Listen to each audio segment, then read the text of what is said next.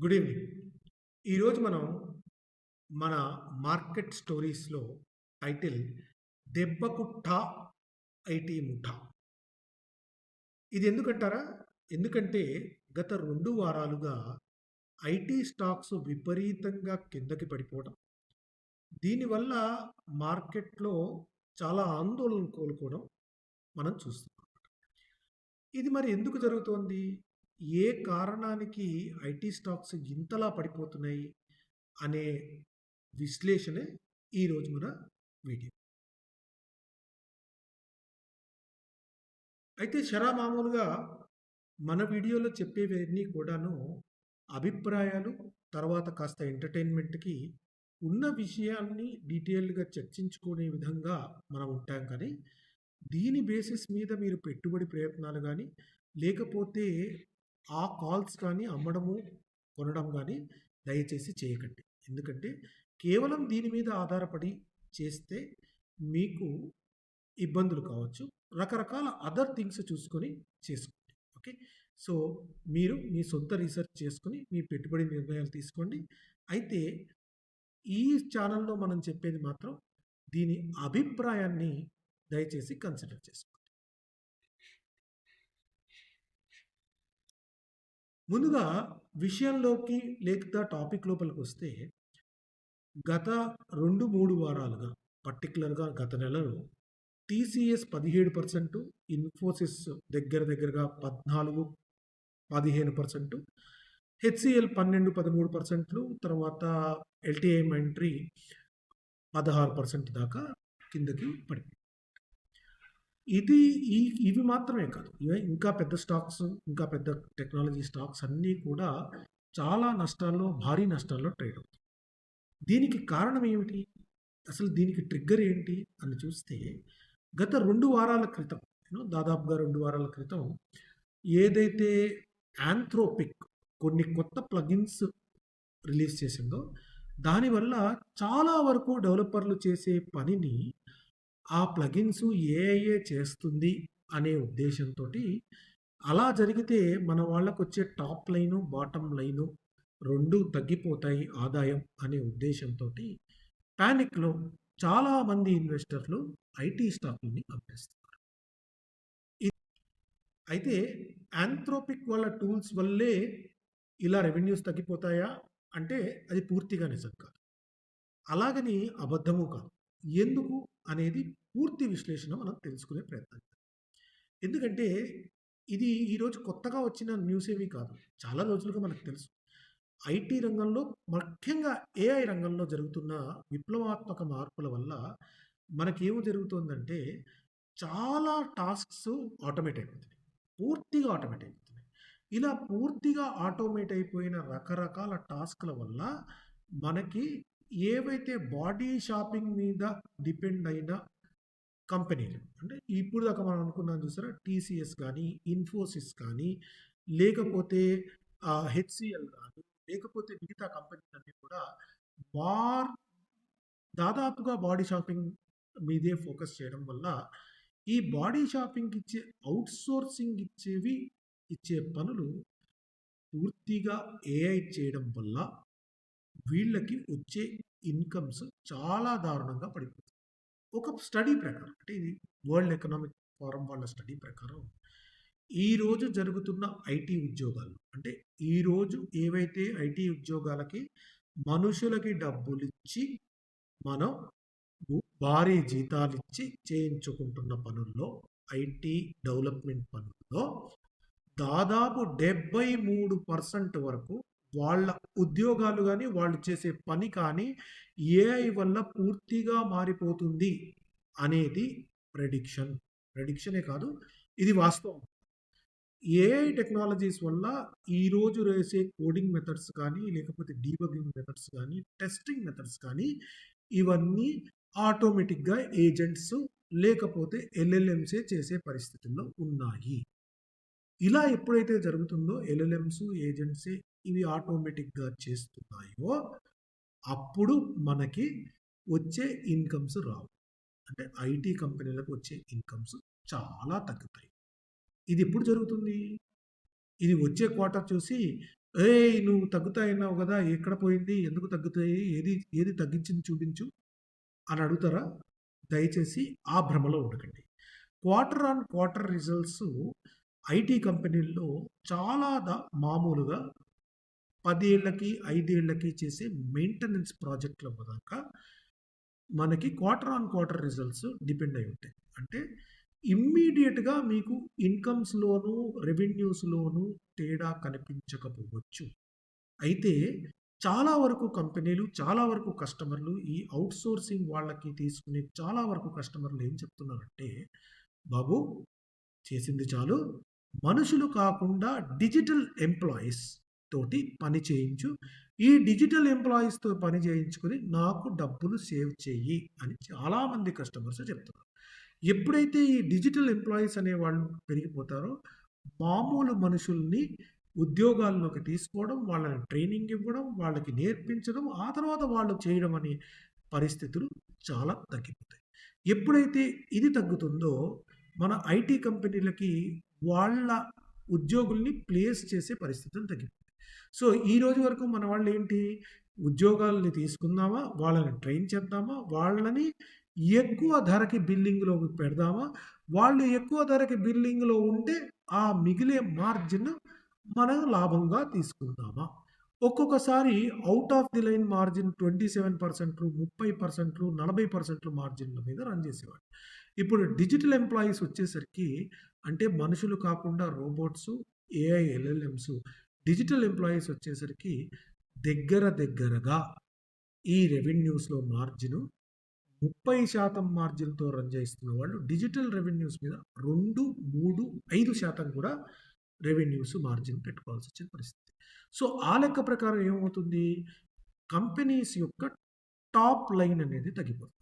Top line ఎప్పుడైతే తగ్గిపోతుందో, top line అంటే total revenue తగ్గిపోతుందో, total margins ఎప్పుడైతే తగ్గిపోతాయో, ఆటోమేటిక్‌గా షేరు విలువలు పడిపోతాయి. ఇది మీకందరికీ నచ్చినా, నచ్చకపోయినా వచ్చే 2 సంవత్సరాల్లో చాలా బలమైన ఇంపాక్ట్‌ని చూపిస్తుంది. మరి ఈ ఇంపాక్ట్ కేవలం ఐటీ రంగంలోనే ఉంటుందా? అంటే కాదండి. ఐటీ రంగంలో అత్యంత ఎక్కువ ఇంపాక్ట్ లాగా అనిపించిన నెక్స్ట్ రంగం ఫైనాన్స్ రంగం.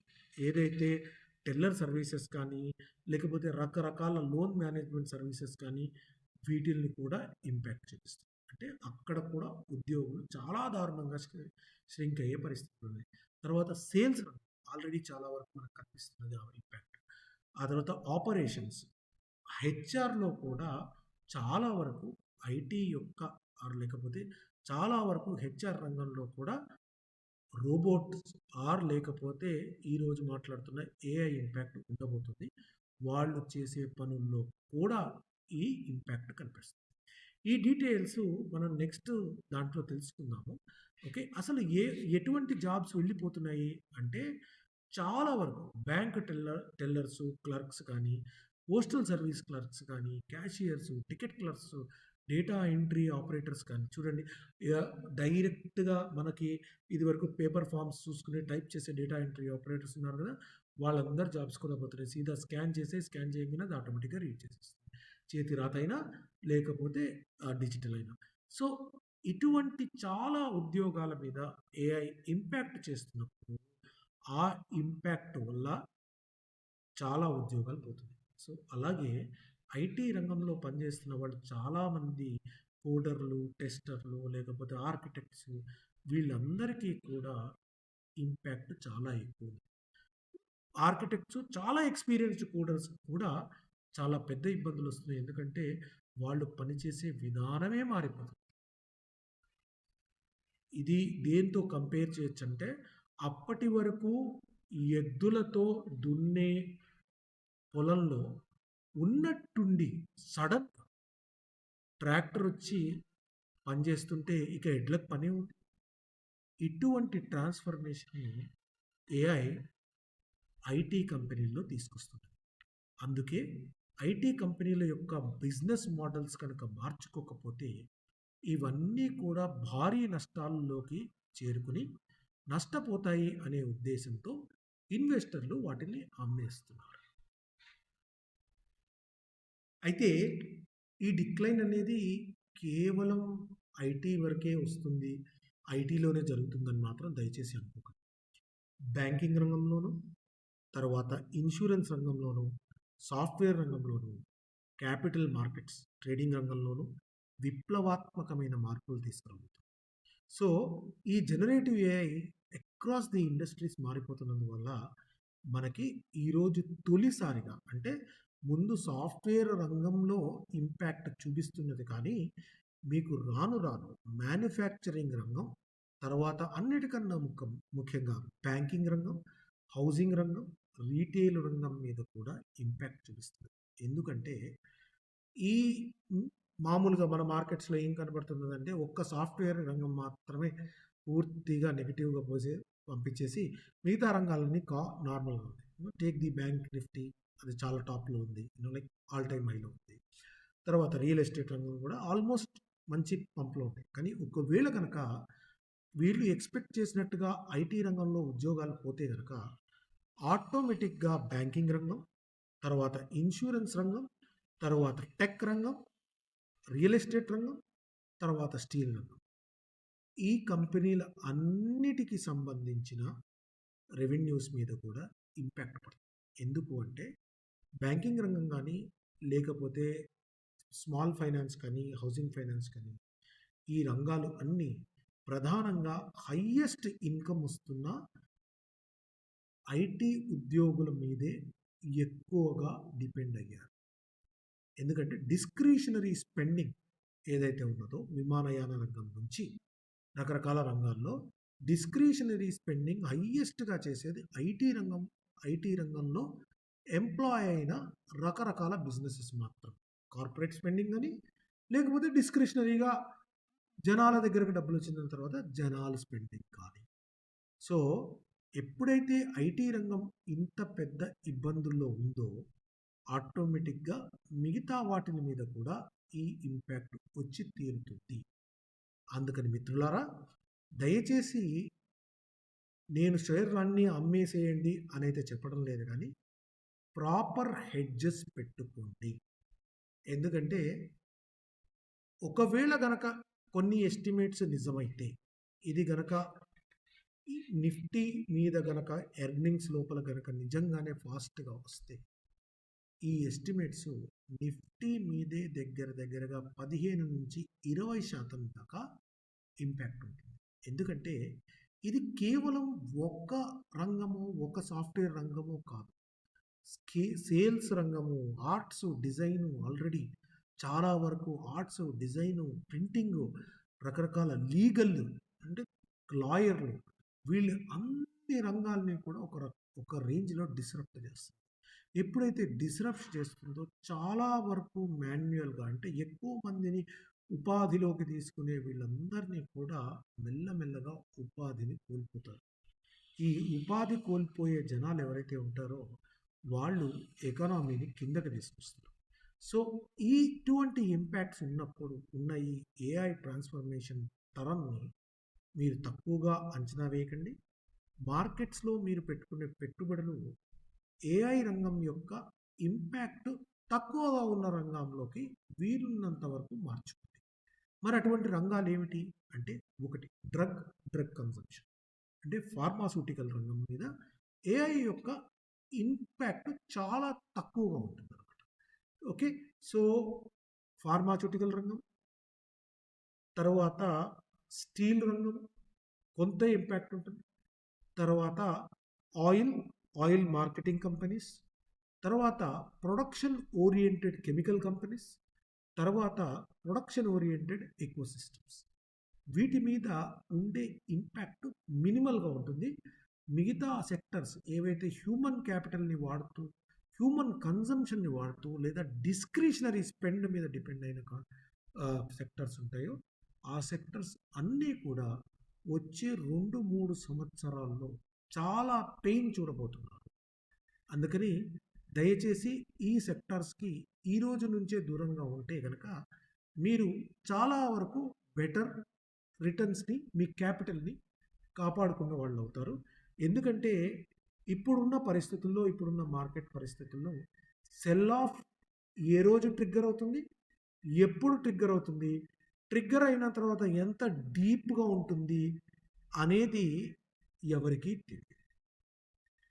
సో, అందుకని చాలా జాగ్రత్తగా మీరు మీ పోర్ట్‌ఫోలియోని ప్రొటెక్ట్ చేసుకోవడానికి ఖచ్చితంగా హెడ్జ్ చేసుకొని మాత్రమే ముందుకు వెళ్ళండి. నిఫ్టీ గానీ, లేకపోతే మిగతా ఇండెక్స్‌లేవి కూడా అంత హెల్తీ సిగ్నల్స్ ఏమి ఇవ్వటం లేదు on the basis of economy. So, జాగ్రత్త ఫ్రెండ్స్. మనం ఐటీ రంగం మీద ఏఐ ఇంపాక్ట్స్ గురించి మన మేధో యంత్ర ఛానల్‌లో పూర్తి డీటెయిల్స్‌తో మాట్లాడుకున్నాం. ఈ వారాంతంలో మిస్ అవ్వకండి. ఒకవేళ కనుక మీరు మేధో యంత్ర ఛానల్‌కి సబ్స్క్రైబ్ కాకపోతే ఇప్పటికి దానికి సబ్స్క్రైబ్ అవ్వండి. అందులో మనం ఐటీ రంగం మీద, బ్యాంకింగ్ రంగం మీద, ఇన్సూరెన్స్ రంగం మీద ఇలా రకరకాల రంగాల మీద ఆర్టిఫిషియల్ ఇంటెలిజెన్స్ యొక్క ఇంపాక్ట్‌ని మనం డీటెయిల్డ్‌గా చర్చించుకోబోతున్నాం.